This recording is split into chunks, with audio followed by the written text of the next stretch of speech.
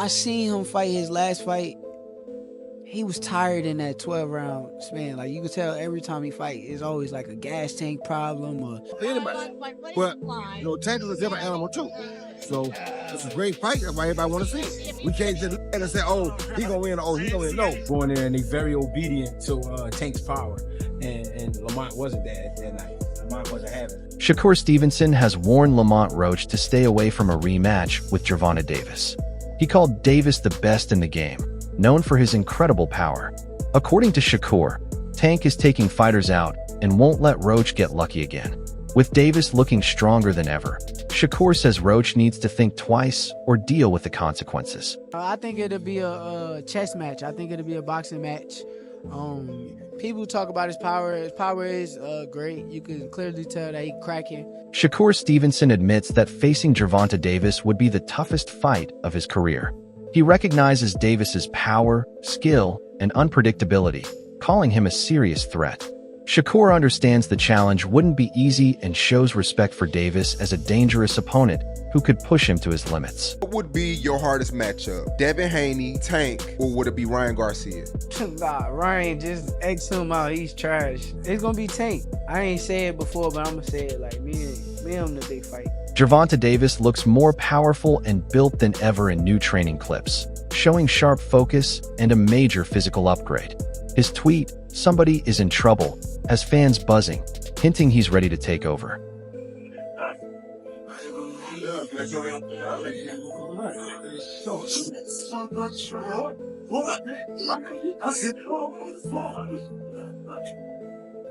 Roy Jones Jr. called Davis a different kind of beast in the ring. While he says the fight could go either way, he believes Tank's strength and talent will stand out. Jones expects Davis to take control and remind everyone why he's a fighter you can't ignore. Saturday night, Gervonta Davis versus Lamont Roach. What are we expecting from this fight? Well, we're expecting Gervonta to just continue to show us his dominance and show us who he really is. It's really a coming out party for Roach because I've ever seen him alive. So he gets to show people what he has too.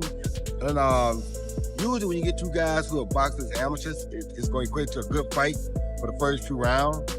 Or then in the pro round takeover, we'll find out, has Roach adjusted to being a pro yet? Or is Tank too superior now to pro? And that's where the difference will come in at. Roach is coming up on weight. That, a lot of people keep on saying that's a very big disadvantage for Roach. His power might not transfer to, to this weight class. What do you got to say about that to the critics?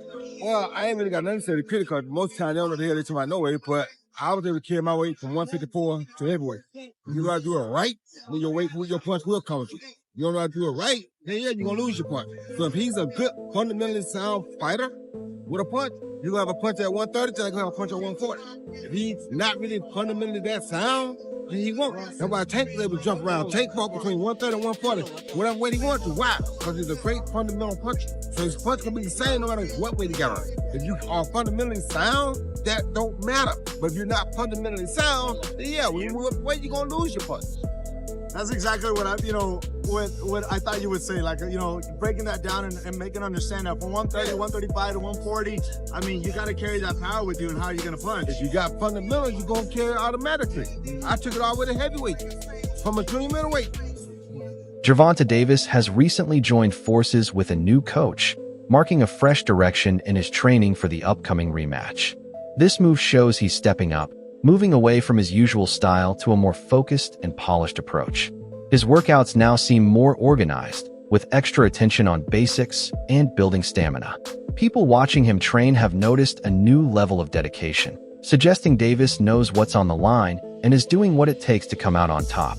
Yo, what's going on, fight fans? Check it out. It looks like Gervonta Davis has a new coach. And this is Coach Mustafa.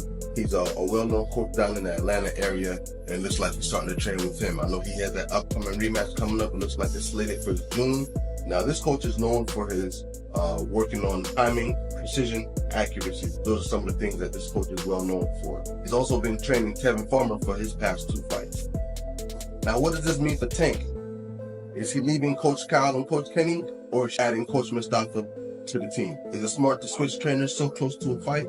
Let me know what y'all think down in the comments below. Many believe Gervonta Davis wasn't at his best in the first fight, possibly due to distractions or a flawed game plan. Fans and analysts agree he didn't show his full potential. Now, With his name and legacy on the line, Davis looks fully focused on making things right. His recent actions show he's out to prove himself and silence any doubts. This time, he's not looking for just a win. He wants to make a clear, undeniable statement. Breaking news, Tank Davis vs. Lamont Roach 2 is set for August 16th in Las Vegas. And this is a rematch of one of the most controversial fights in recent memory, where Roach arguably won 7 to 8 rounds of that fight, and then Tank took a voluntary knee in round 9, which wasn't ruled a knockdown. But ultimately, it was scored a majority draw. Now in the rematch, I do expect Tank to look much better than he did in the first fight. I don't think that was his best performance by any means. And that means being more active in the early rounds, not just staying on the ropes looking for counters. And I'm sure he'll be willing to exchange more with Roach this time around. The left hands, the combinations, the body shots. That's where he had the most success in the first fight. And Roach, he just needs to stick to what made him so successful in the first fight. His forward pressure, staying behind that jab and right hand. But most importantly, he wasn't scared to take it at Tank, but he also didn't get too aggressive. Most of Tank's opponents, if they're scared of the power, they'll sit back on the ropes, get slowly broken down, or if they end up getting too aggressive, they get caught with the counterpunch. But Roach, he was sharp that whole fight. I would go Tank in the rematch. I think he has a lot more to show this time around. But Roach did prove to be a very tough test. But you guys let me know who you got. Experts and boxing fans have noticed how quiet Gervonta Davis has been recently. While Lamont Roach has been active in interviews and all over social media, Davis has mostly stayed out of the spotlight. Many analysts think this silence is intentional, believing he's locked in and working hard behind the scenes. The difference in approach, Roach talking while Davis stays silent, has sparked talk that Tank is getting ready to make a major impact in the rematch. Oh yeah, so we hearing that they got the fight set and scheduled, and it's going to be in Vegas, and it's going to be this August. So yeah, it's basically just been reported. I'm not gonna lie, we knew it was gonna happen because they both said they down to do it. They both said they got to do the rematch because it was too close. All I'm gonna say is, I'm hoping that boy Tank, because he been quiet lately. Lamont, you been yapping. Talking about you should have won. You keep dwelling on that little almost close win. That boy Gervonta, that Tank, he been... We ain't never seen Tank in this mode. I will say that Lamont, you're a very skilled fighter. But you should be nervous because we ain't never seen Tank like this. He's quiet. Like, he's literally hushed, bro. You just see him training. And now out of nowhere, he's like, hey, bro, we can set the fight up. That's actually dangerous. That's actually dangerous when you think about it. Like, dude ain't said a word. Even once the fight was over and pressed, he got the little hat on. He like, yeah, we could do the rematch. And he said it. I'm going to go in the gym and I'm going to train. I'm going to just be quiet and work. Good match to Lamont. I ain't going to lie. If I was Lamont, I'll be a little nervous. You ain't got to be scared, but I will be a little nervous because usually Tank, he the one that's like, yeah, don't bring your moms to the fight. Don't bring your peoples to the fight. Dude been real hush-hush lately. I'm not going to lie, y'all. They said the fight set up for August. I might have to go to this one in person. And August is my birthday month. I might have to go to this one in person, bruh. Because this right here, at this point, they're rivals now. This is like the perfect boxing story. They come from the same side of the the mat, come from the same gym and camp. I'm not gonna lie, they've been at it since they was kids. This like the perfect boxing story, y'all. I'm not gonna lie, we might have to be in there in person. But like I said, y'all already know how I go. When it come down to it, I'm putting my money on my boy Tank. Lamont, you definitely are skilled, and I'm going into this fight knowing that basically I know you're going to put up a good one, but I got my money on Tank. We ain't never seen Tank like this, bro. Dude quiet, and he ain't saying nothing. The fight just got booked. Oh, yeah. Trainer Greg Hackett didn't mince words in his recent comments, calling the rematch a must-win for both fighters. He said neither side has a clear advantage, so both need to bring their A-game. Hackett warned that even a small mistake could cost Davis the fight. He highlighted the need to stay fully focused and come in with maximum intensity. This time, there's no space for carelessness or thinking the win is guaranteed. Rumors of what's going on in Tank's camp and, training with this person, training with that person. Yeah, Who has the edge heading into the rematch? neither one of them. Lamont, you know what? I'm lying. 55-45, Lamont. Why? Lamont got the edge because he already did the unexpected. He was supposed to get knocked out coming up from 130. And not only did he not get knocked out, he performed and possibly won the fight. That's what some people believe. I thought it was a very close fight. But after you asked me that question, I'm thinking about it. Yeah, I think Lamont do have a slight edge just because he did what he wasn't supposed to do. So a lot of people go in there and they very obedient to Tank's power, and Lamont wasn't that night. Lamont wasn't having it, and he said he wasn't having it. He said it before. Y'all tripping. y'all must be really like tripping. So I guess we was tripping.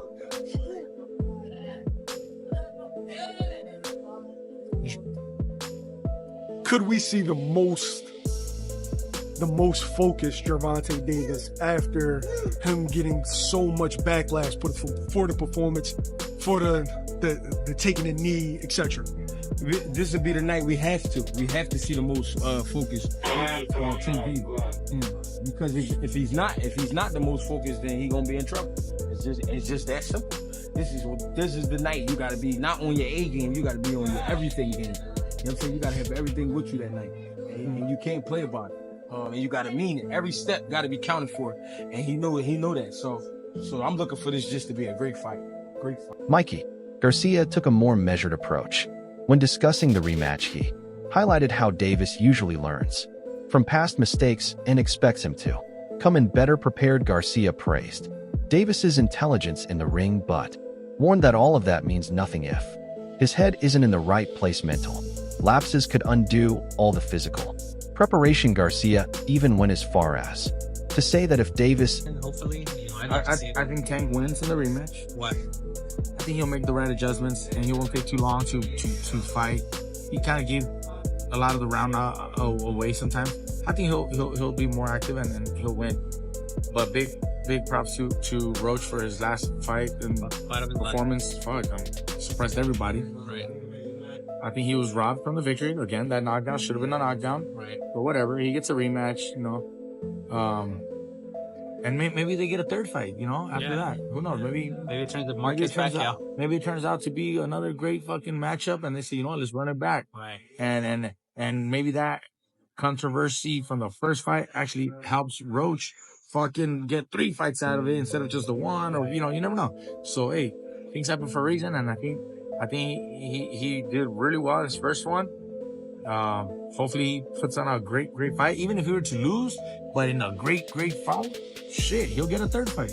Right. You know? Mikey, what do you make of him saying he wants to go to therapy to fix his mental health, but not yet because he doesn't want to get fixed yet because he needs that edge? I'm not a psychiatrist, bro. I don't know. Everybody's a little different. What I got to say is, if you're dealing with any mental health, it seems to be a very common thing. And if you don't feel that you're 100% dedicated or 100% capable of blocking out, you know, personal life issues or whatever to get in the ring, then don't get in the ring. Don't get in the ring. Now, if you're... It seems like a lot of fighters are going through stuff and they get in the ring. If you're going through stuff and you feel like maybe it's helping, like he says, maybe it's helping him do it. Kenny Ellis, longtime coach of Gervonta Davis, responded to Roach's intense training videos by saying that hard work in the gym doesn't always translate to the ring. He made it clear that Davis's edge comes from more than conditioning. It's about taking punches, staying composed under pressure, and most importantly, having the heart to win. To Ellis, heart means more than practice when it comes to real fights. A different Lamont Roach coming into this fight? No, I don't. I tell people all the time, no offense, no, this is not a Lamont Roach, but a fighter can do everything in the gym, man. They can do their push-ups, their pull-ups, they can run 10 miles a day, they can eat their diet, they can change their diet, they can do everything right, but it have to be in your DNA to take pain.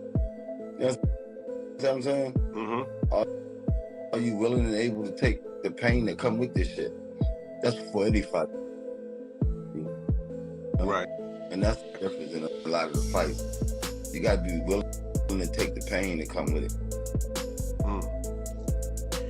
Now, in the actual fight, not the training, in the actual fight. In the actual fight. What's the difference between, you know, the pain inside the gym gearing up to the fight versus the lights and you know, being on Showtime?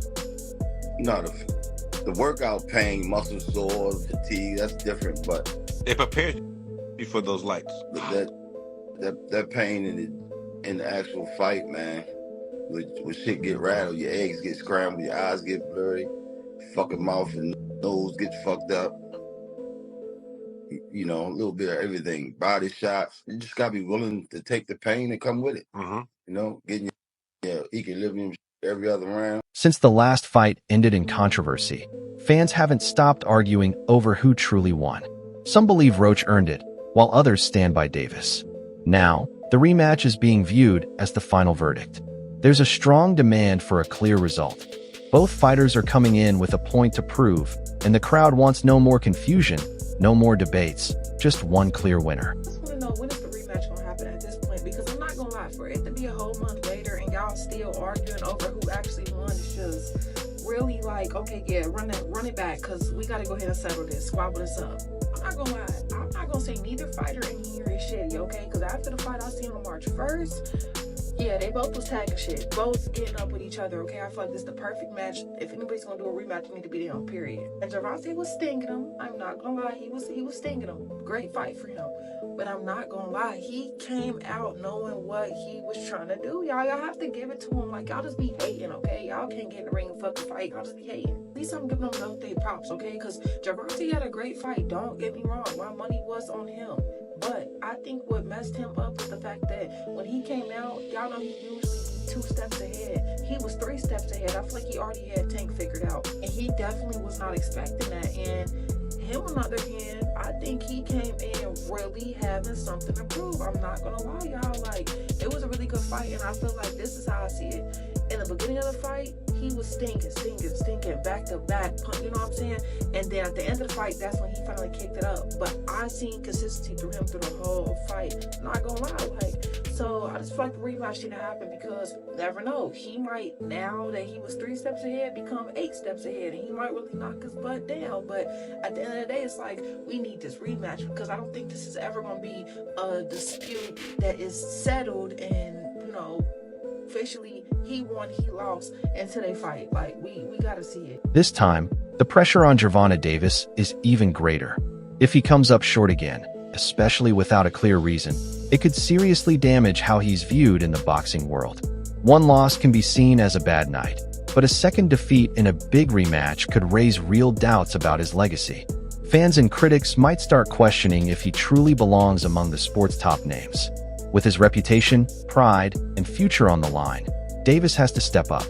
This fight could shape how he's remembered for years. Match happening or what? Because I'm ready to see a motherfucker get knocked out again. I'm not here to debate because y'all really go neck and neck for this for the rest of the tournament on who y'all think really won, who y'all think should have won, who y'all think didn't win. This is probably one of the biggest debates that will never be solved. But they put up a good fight, I'm not gonna lie, y'all, but damn near seemed like it was set up for them to have another match. Because exactly what Lamont did to Tank the whole first half, that's what Tank did to Lamont the whole second half, so what the fuck? It literally went neck for neck. I feel like it was a tie in my opinion. So hard to even say that though, because you just see so much demolishment from one, and then for it to flip to the other, and it just had your mind like, what? It's really had your mind blown. Like, what the fuck? I feel like when it came to the decision on the fight, a lot of people were real biased. A lot of people definitely went off of just their personal opinion of the person, their history of liking the person, not off of the fight itself. I will admit that really going into this fight, the first time, I thought Lamont was going to get his shit knocked off. I thought Tank was going to do him in. Now, although Tank did really show him something at the second half, I'm not going to lie, Lamont had him. He stuck with him the whole 12. You know anything about boxing, especially boxing a motherfucker like Tank, you know that it's a flex the last 12 rounds just as much as it is to beat a motherfucker. The fact that Lamont lasted 12 rounds with him was really getting up, I'm not gonna lie, stinging shit all 12. It showed that this next match gonna really show who the fucking winner was. I do gotta say, Tank probably gonna come ready for him, but the fact that Lamont came ready for him,